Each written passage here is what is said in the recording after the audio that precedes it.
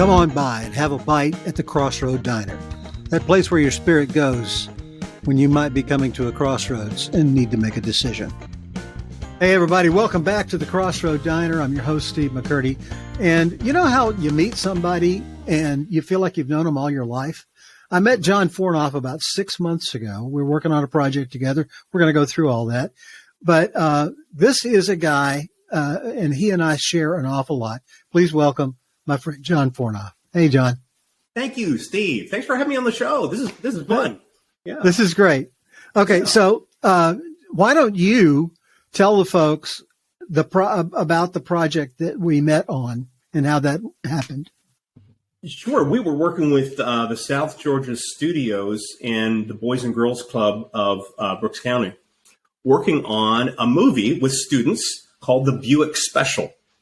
And I was asked to write this movie. And here's my assignment. Okay, John, we need fireworks. We need a retirement home. We need a high school. We need to have some students, a 4th of July parade. Okay, make a story. It's like, okay. So that's fun. Here's some elements, make a story. So made a story and talked with a friend, Rich Delmas is a friend of mine. We worked on batted some ideas. I came up with the script. And the script is basically about this young guy who was in high school, and he's assigned to go to the retirement home to visit a person there, and to get their story and come back with an assignment. And Jake he does not want to do it. I mean, he just that's the last thing he wants to do. And he gets there and he meets this old guy, curmudgeon old guy who does not want to be interviewed. So Jake doesn't want to do the assignment. The old man doesn't want to be interviewed. And so we were casting for this, and we're casting all over Valdosta. And Steve put his audition in. We had a really good guy. It was really good. I was like, oh, we need to go this. And then Steve did his audition. It's like, oh, wow. Steve, you blew it away, man. And I told you that. Man. So yeah. Steve's in it. We got Marcus. What's Marcus's last name? Marcus. There you go, Marcus. I don't know that I ever heard his last name. Oh yeah. So anyway, we got some amazing, wonderful actors, and we did this movie, and we worked with students on it, and it was just a blast. So that's where Steve and I met, because we're working with students and getting them involved in producing redemptive media. And Steve's got a heart for students, and we have a camaraderie there, and also background in production, and we just hit it right off. So yeah, Marcus McGee. Thank you. Oh, man, I feel so much better. Thank you. Yeah. Now, this is a kid who's never been in a film, did not know how to drive. I didn't know that. No, this was his first time on camera. Wow. And he took to it like a duck to water, and he and I had a great rapport and chemistry between us, which was adversarial at first, and it sort of warms up. But John, I've been a filmmaker since I was in my teens. John's been a filmmaker, and we're both writers, and we think so much alike, and yet we have some unique things that we bring to the party.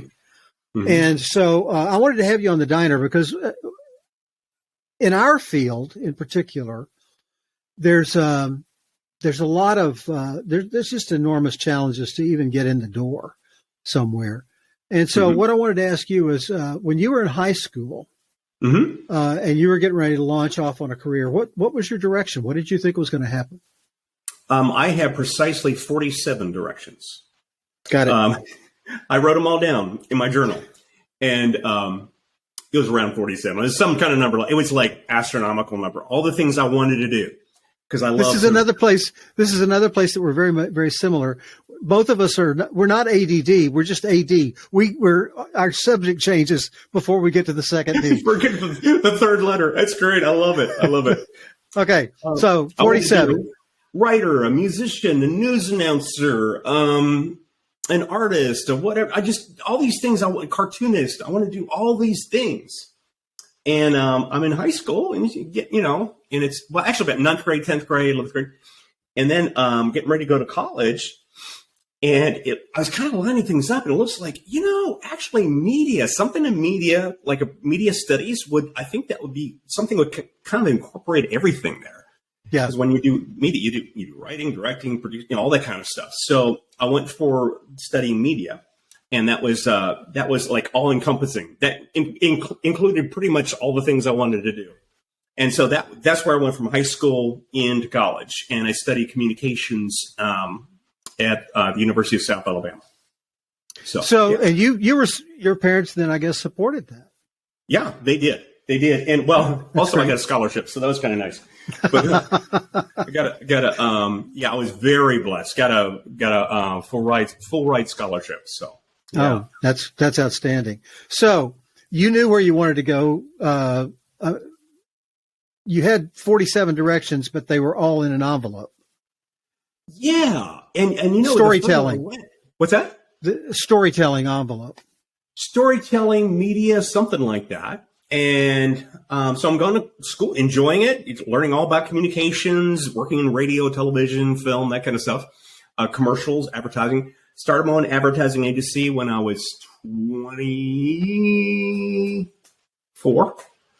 And so I started going out and getting clients. And I looked at each commercial, like a TV commercial, as a movie. It's a 30-second movie. So I thought of it like a movie. I didn't like I want to do it like I don't want to do anything just like everything else is done on local TV. I want to do something that looks good, looks more national, right. That kind of thing. So I did commercials, that kind of stuff. And then I got into radio. I got to do I was a radio announcer. Do you remember this format? Beautiful Music. Do you remember that one? That goes way back. Beautiful Music in stereo. Yes, that was me. Right. WLPR. Yes. That's right. You have to be a little bit oily and just a little sly. Well, I didn't think of myself as oily, more fuzzy than oily, but anyway, it worked. Yeah. And so I did that, started my own advertising agency, then worked in the news and just moved on from there. So I've done a lot of wonderful things.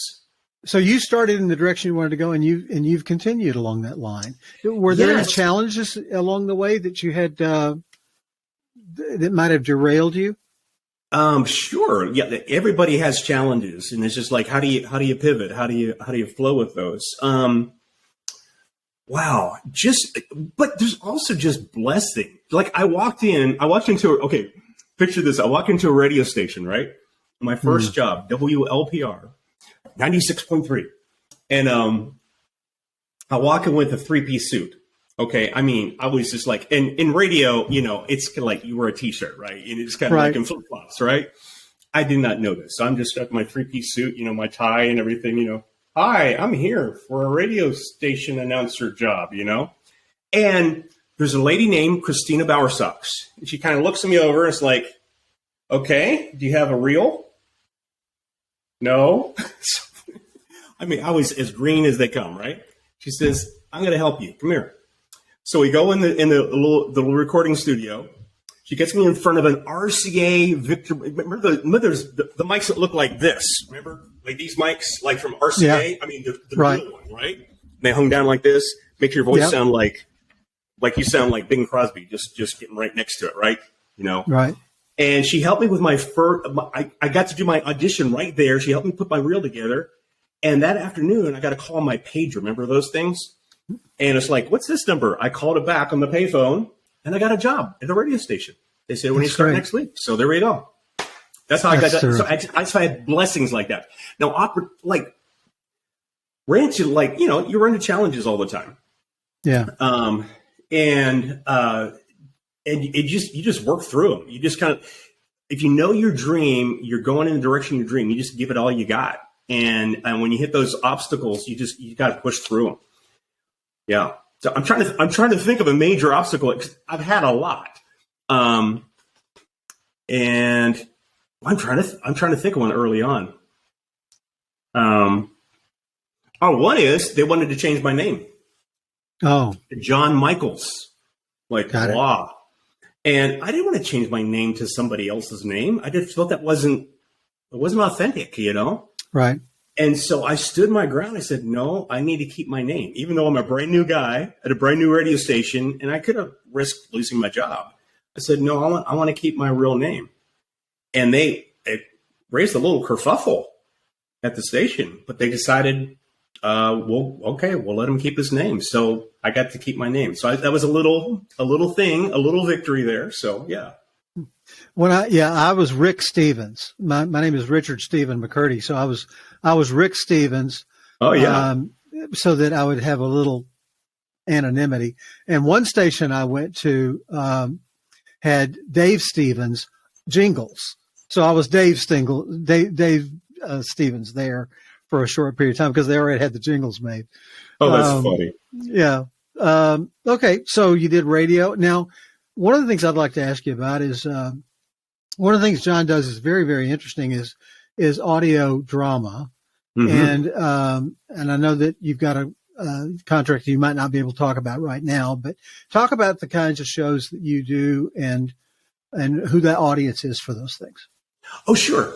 One of the things I love to do is radio drama, and or audio drama, and you think of them like the old time radio drama, like The Shadow, Superman, Lone Ranger, The Shadow, and now they're called dramatized podcasts. So it's kind of a thing happening now. My dream as a kid, my dad brought home a cassette tape machine from General Electric. And he says, he was a storyteller. He says, you can make your own stories. So I made up my own stories. I called them radio adventures. And so my dream as a kid, I wanted to do radio drama. Yeah. There's only one problem. Nobody was doing them anymore. They all died in the 60s. Right. So, but this is my dream. I wanted to do it. In 1987, in fact, November 21st, 1987, a brand new radio show started. Yep, just celebrated 35 years. Adventures in Odyssey started. Okay. My mom said, you got to check this out. It's a great show. And I listened to it. It's like, oh, yes, I'm home. I want to do this.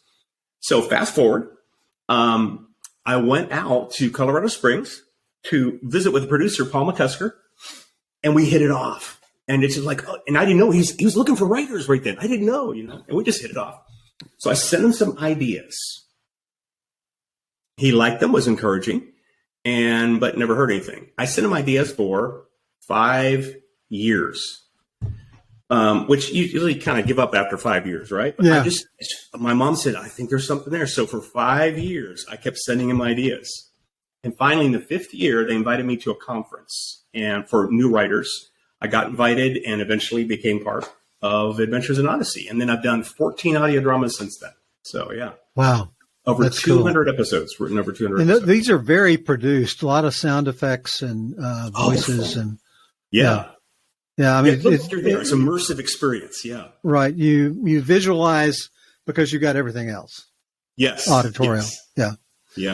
Yeah. Okay. So, out of the blue, Hani Korngold, who is our executive producer and one of the creators of South Georgia Films and Philanthro Films, how did you two get connected so that she could make this phone call to you? Sure. We met in Colorado Springs, and there was what was it? Visual Storytellers Network, I think is what it's called, Clyde Tabor. So we met. That's where we first met, and we hit it right off. Yeah. Honey's an amazing person. She and Kathy is a great team, and so we hit it off, and then connected again with a mutual friend, Larry Douglas, a producer, and so I started writing docudramas or documentaries for her, and so in Colorado Springs where we met, and she moves to Georgia and becomes part of this amazing thing happening down here, and that's where I connected with her here. So yeah. So she gives you a call. We're sitting there with these elements, these pieces of the puzzle that we had to put together. And what we do, for those of you who have not heard this in one of the other podcasts, is we're trying to create, Georgia is probably one of the most welcoming places on earth to make a movie financially. Most of that's happening in Atlanta, but a lot of it's happening other places. And we're trying to make a home for that in South Georgia in the Valdosta-Quitman area. And so one of the things that we're doing is trying to create crew by teaching young people how to work a set, what all the jobs rotating through and that sort of thing. I interviewed Brooke 2 episodes ago, and she has talking about all the things that she did. And but the best way to learn how to make a film is to make a film. Mm-hmm. So the summer project, we had this idea and the elements that we wanted it to be included. We sent those to John. And then he comes back with this beautiful, poignant, touching story it's a kind of a coming of age story in a way for both the kid and the old man. They both go through a change, and it was just so wonderful. And of course, then I wanted to audition for it because I wanted to be in something that good.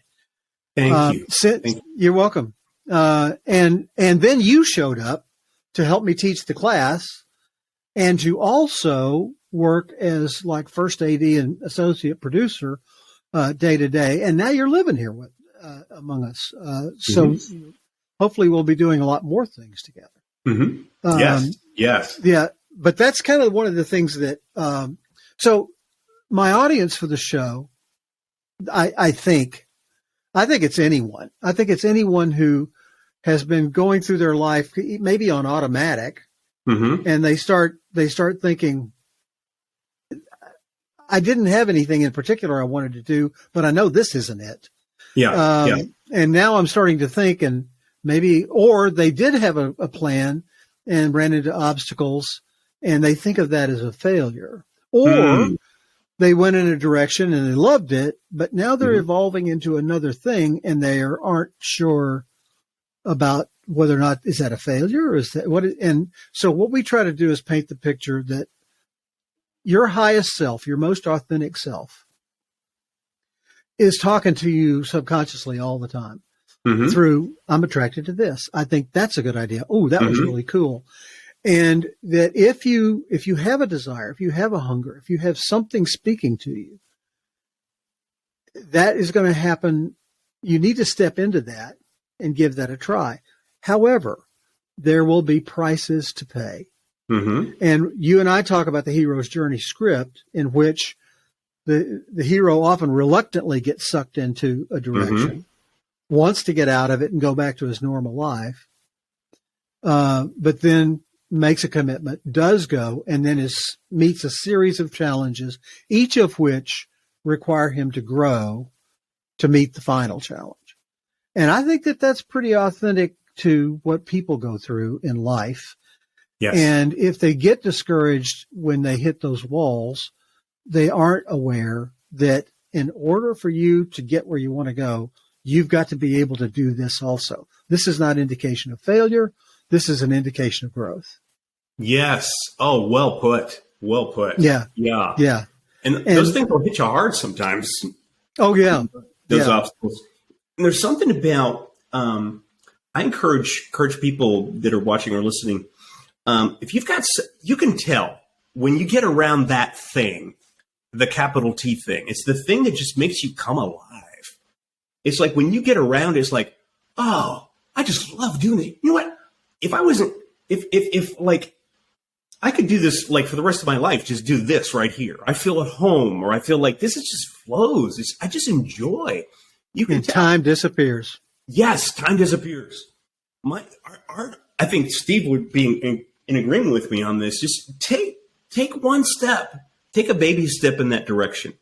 Just try the doorknob, like whatever that is, whatever that thing is. And just take one step in that direction, see what happens. Just take a little step and see, and you'll see it's like, oh, once you take that little step, it's like, oh, this feels good. I think I'll try another. Or a door will slam right in the face. And that's when you find out if that's something you really want to do, Yeah. And you'll push through that. So it's you'll find it, but our encouragement is take a step in the direction of the thing that makes you come alive. You don't want to get at, this already. I mean, instinctively at the end of, you don't want to wait till your retirement age. If I had just done that, don't do that. Try it on the side. You don't have to give up your day job. Okay. Just try just a little bit. Just try, put your toe in the water, try it a little bit and see what happens. See what opens up. Yeah. And one of the other things that you and I both know that, if they put an ad in the Valdosta Times for a brain surgeon, people wouldn't go, I think I'm going to go give that a shot. They wouldn't go downtown and get in line. But if they Right. said, hey, we need actors, the line would go from here to Quitman. Mm-hmm. You still have to train. You still have to develop Yes. skills. Having a passion is not the same as ability to do a thing. Yes. And so you might step into that thing and find out that you need some training. Yeah. And in this world, more than ever in the history of time, that training is available online. It's available through associations and clubs and various other things. Any field of study or endeavor has a group of those people, and they are more than willing to help most of the time. Yes. And so I agree with you. Step into it. Give it do baby steps. Volunteer. Even if you do have a day job, and even if you're 40 and but you're curious about a thing, just go knock on the door and say, I want to learn about this. How can I help? Yeah, and also my encouragement also is look for mentors like yourself. I'm just bragging you a little bit here, Steve, but I remember coming into the Boys and Girls Club there, and Steve, just love your heart for next generation. You just got a real heart to just impart into them, just give them everything you've got. And there are people in any field you get into, you can find a mentor. And you can find somebody who can show you the ropes, and they can give you a feel of what it's really like to be in that field you're going after. And they can help you along. They want to. There's something in us, like there's something in a true professional you want to pass on. And that's what Steve would do with acting, with any kind of film production, that kind of thing. And find somebody like Steve or myself. I love to pour into young generation as well, next generation as well. And you'll find them. And they'll point you. And one of the things that I interview very successful people in Texas for an awards program, and they talk about finding mentors. And they say one of the things that I thought was very, very interesting is a mentor is not a let me pick your brain person. The mentor relationship should be an exchange. That you, instead of teach me, give me, there ought to be something that's quid pro quo about that. And I, it's various relationships are going to vary with the thing. One of the things you got to give them is respect and attention. And when they give you advice about trying to do something, you kind of owe it to yourself and to them to do that. Fall on your face if you're going to, but step into the experiment, step into the experience, and give that mentor who's giving you their time, their wisdom, their experience, give them the respect to go, okay, if I'm curious about this and I want to know about this, and they say do that, I need to try to do that and report back on what I find, because that's that first obstacle that tells you where you need to grow. And, but as you and I and Hani and Kathy and that whole team, you know what? Let's brag for a minute on the Boys and Girls Club of Valdosta and Brooks County. Yeah. This is an organization that does this mentoring thing all the time with little kids and on up. And they sponsored this training program and the production of this little film. And we put, it ranged from sometimes 8, sometimes 24 kids that were there learning the various ropes and things to do. They, at no charge to them. And for 4 weeks, we went through everything that can happen on a film set. In the midst of that, a film was producing up the road, heard about what we were doing, came down, spent a day watching what we were doing, and 2 of our students ended up getting jobs on a Lifetime movie. Interning and are going to get paid on the next round. So this is a real developmental thing. And the film that we made is called the Buick Special. Because one of the elements of the story was we've got a fellow there in Quitman, Georgia, owns a peanut processing plant. And he has the car his father owned when he was born. It's a 1952 Buick Special. Mm-hmm. And it became a star of the show. Oh, yeah. And there were so many wonderful stories that I wish could have been in the script. Do you remember the story about the hook under the? Oh, yes. Yes. Why don't you tell that story? So Larry Cunningham takes us out to his car, and he pulls up the hood. The hood can open from either side, by the way, which is pretty cool technology there. Yeah. So you open up the hood, and we looked, and he says, "See that thing down there?" And you look down in there, right by the manifold, with this little hook. He says, "See that hook?" I said, "Yeah." It's like, I've never seen a hook like that in a car. And he says, "That was for my baby bottle. When I was born," he said, "my dad would heat up the baby bottle right there by the manifold to keep the milk warm." And he said, when they restored the car, Larry says, "You keep that hook in there." And they did. And it's just like, it's one of those touches, you know. He remembers as a little kid standing up in the seat, you know, when his dad was driving. And when he saw the movie, he says, "It's almost like you wrote the movie of my dad's life." Because, you know, that car has been such a part of their family. And the car is what brings young Jake and old Mr. Old Mr. G together. And it's a uniting point. And something magical happens in the car, too. We won't tell you about that, but it's pretty cool. But yeah, there's something really special about this car. And just sitting in it, you gotta like automatically you smile. I don't know what it is. You get in this car, it's got that big old steering wheel, got the big old rocket on the hood, you know, and it was just a beautiful experience. And it's gigantic. You could go bowling in there. Yes, it's this big back seat, big. Everything's just big. Oh, everything's big. Yeah. Yeah. The show, you know, people who hear about all this go, where can I see the show? Right now, it's making the rounds of film festivals. Mm-hmm. It's already received recognition and selection for awards and things. And so what we're going to do, we have Levi Johnson. We're helping each other out. Levi Johnson. What is it with names? Levi Johnson directed the movie. Wonderful. And he and John would get together. They would have their heads together over in the corner about this nuance and that nuance and, you know, director-writer things. But in addition to cutting the film together, he's cut together this incredible trailer, which John won't get to see until the end of this show. He'll see it at the same time you do.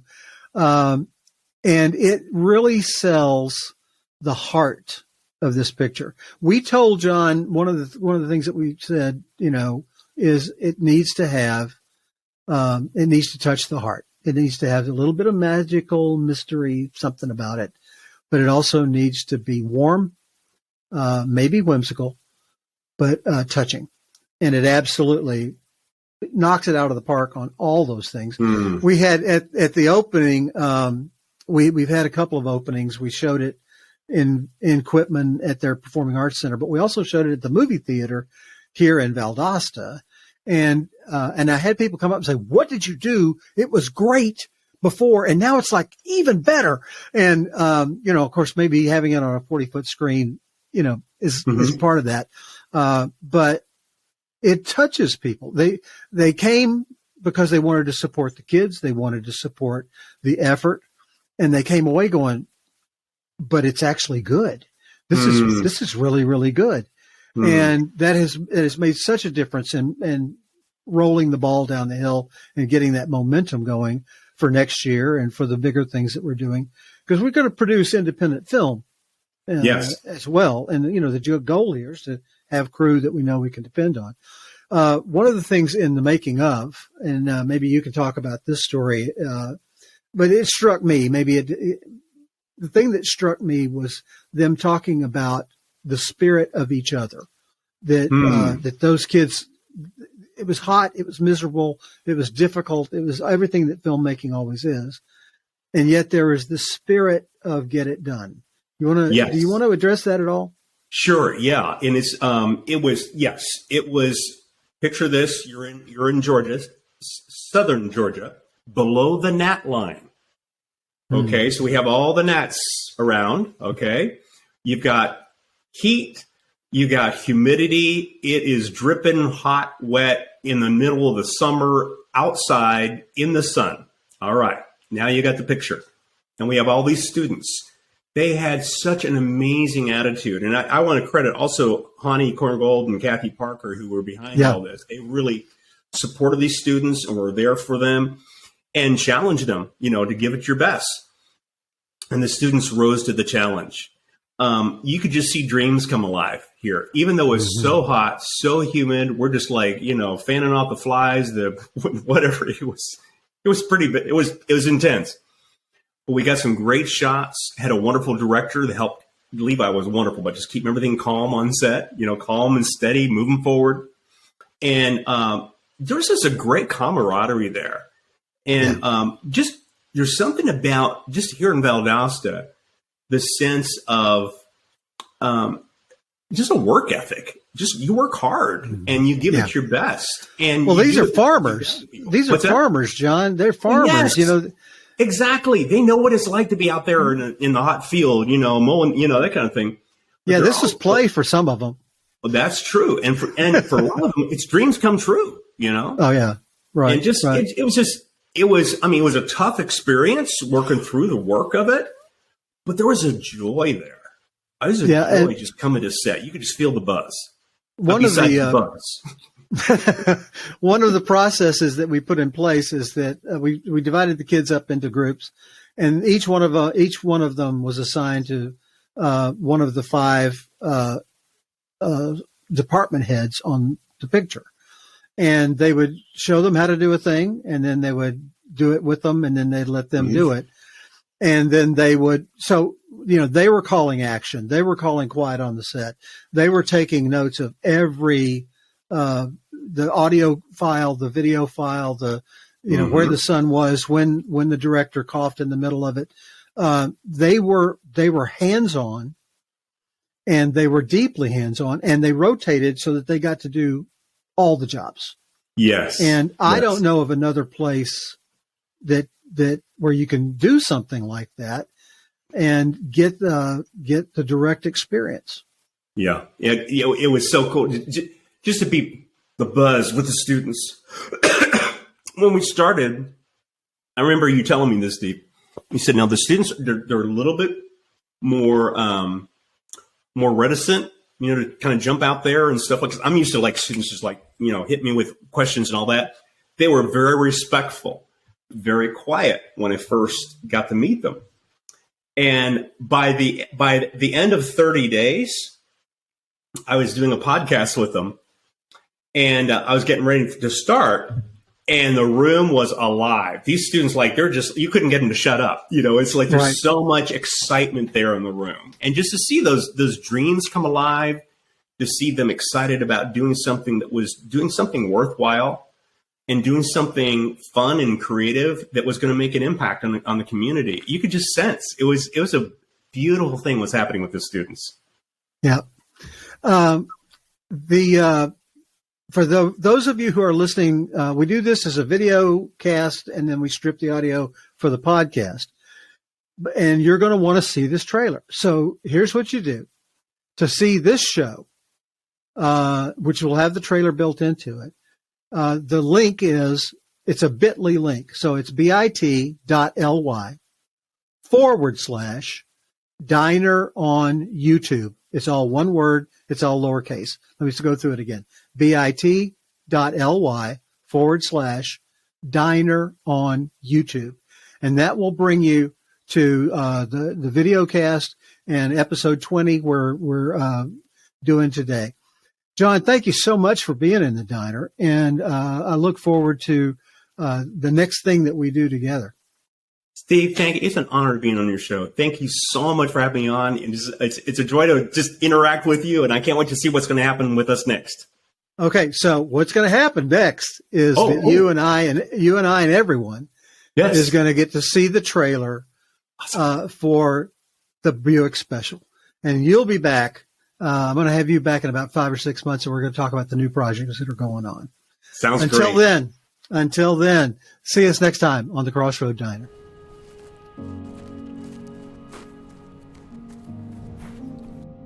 Jake, you're very good at drawing cars. But life is happening around you. Pay attention, or you'll miss it.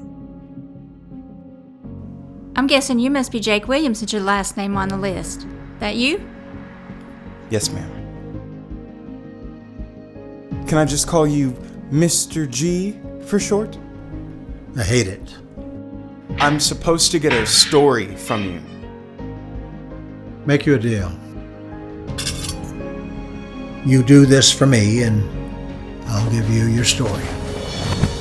That car needs to get out. That car is none of your business. You're just gonna lock it up and let it rot away? You ruined my car! I put gas in it. You can't put just ordinary gasoline in that car! It's no good locked away. Sitting behind closed doors where no one can see. It deserves to be out and appreciated. Sometimes we need to unlock what we've forgotten to become truly alive.